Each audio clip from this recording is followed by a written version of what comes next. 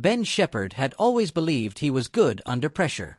After all, he hosted a high-stakes quiz show where contestants stood beneath the looming edge of a machine that could make or break their fortunes with the fall of a single coin.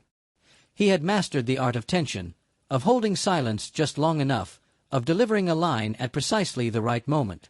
Calm, composed, reassuring. That was his brand. But nothing, absolutely nothing, had prepared him for the day his son was born. It started in the quietest way possible. A soft nudge in the early hours of the morning. The kind that doesn't quite wake you, but pulls you gently from sleep. "Ben," his wife whispered. He stirred, blinking into the darkness. I think it's time." Those 4 words hit him like a buzzer going off in his head. Not the cheerful kind from the studio. No, this was louder, sharper, more urgent. Time. The word echoed. He sat upright instantly. Time. As in, now time? Or, later time? She gave him a look that was both amused and slightly exasperated. Definitely not later time. And just like that, the calm, collected presenter disappeared. The house became chaos.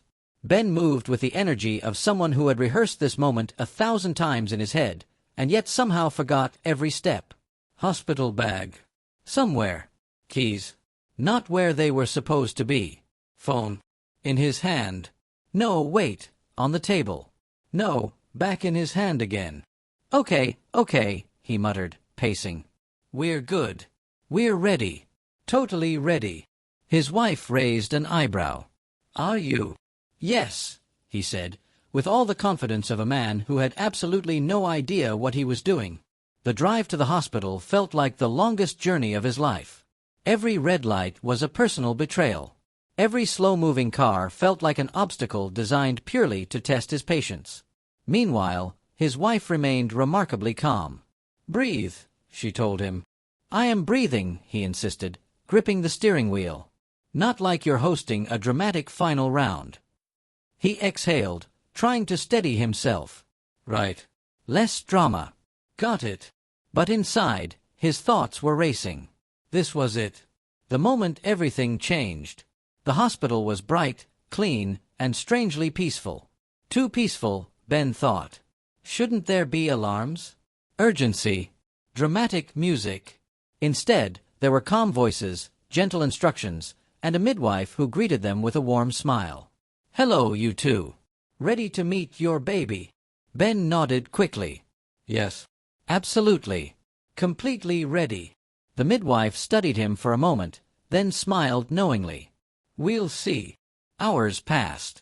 Time became strange, stretching and folding in ways that made it impossible to measure. Ben stayed by his wife's side, doing everything he could to be supportive. He held her hand.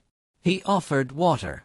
He said encouraging things like, "You're doing amazing," and "We've got this."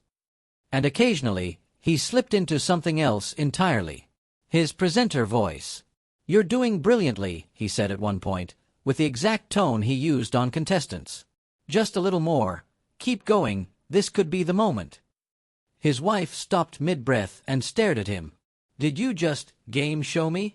He blinked. "What? No. No, of course not." The midwife, standing nearby, tried, and failed, to hide a smile.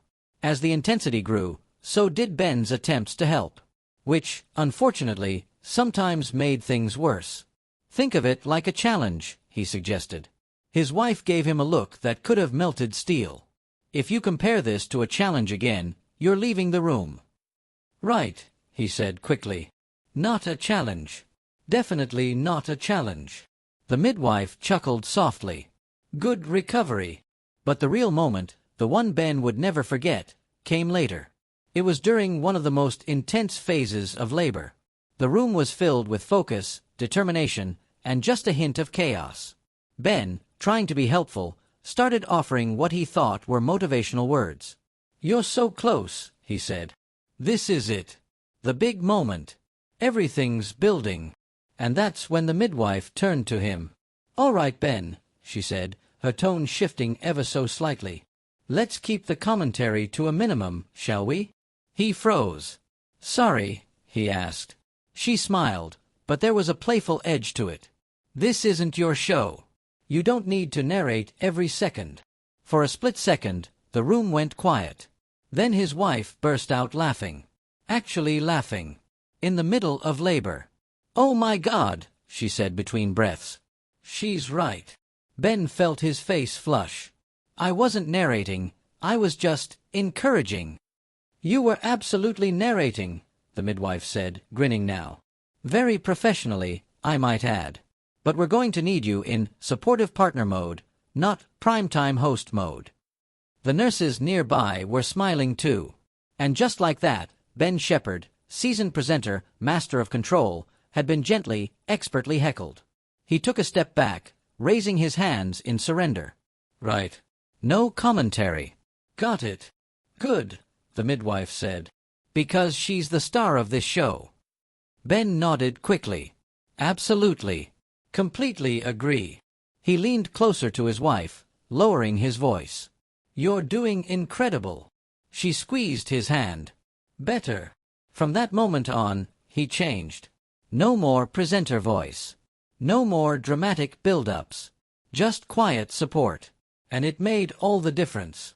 The final moments approached with a kind of intensity Ben had never experienced before. There were no cameras. No scripts. No second takes. Just real life, unfolding in real time. He held his wife's hand, his heart pounding. "You're so close," he whispered. This time, it wasn't a performance. It was real. And then, a cry. Sharp, clear, unmistakable. The room shifted instantly. Everything softened. Everything changed. Ben felt something catch in his chest as he saw his son for the first time. Tiny. Perfect. Real. "Congratulations," the midwife said, her voice warm and steady. He barely heard her. He was completely overwhelmed. Later, as the room settled into a quieter rhythm, Ben sat beside his wife, holding their newborn son. He looked down at the tiny face, still trying to process it all. "I can't believe he's here," he said softly. His wife smiled. "He's here," the midwife returned, checking on them both. "Well done," she said. Ben looked up, still holding his son carefully. "Thank you." And, "Sorry about earlier." She laughed. "Don't worry about it.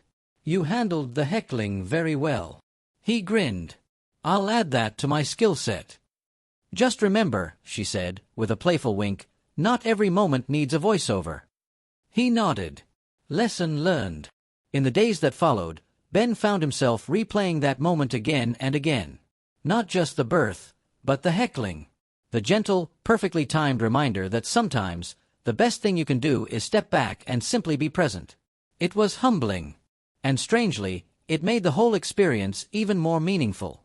Back at work weeks later, he stood in the familiar glow of studio lights. Contestants waited. The machine loomed. The audience buzzed with anticipation. Ben took a breath, smiling as he prepared to speak. "All right," he said, his voice calm and confident. "Let's see what happens." But inside, something had shifted. He wasn't just a presenter anymore. He was a father. And no amount of studio drama could ever compare to the real, unscripted, unforgettable moment when he'd been told, quite firmly, to stop narrating and start living it. Years later, it would become one of his favorite stories to tell. The time he got heckled, not by an audience, not by a contestant, but by a midwife, in the most important moment of his life. And every time he told it, he'd laugh. Because she had been absolutely right. Some moments don't need commentary. They just need you.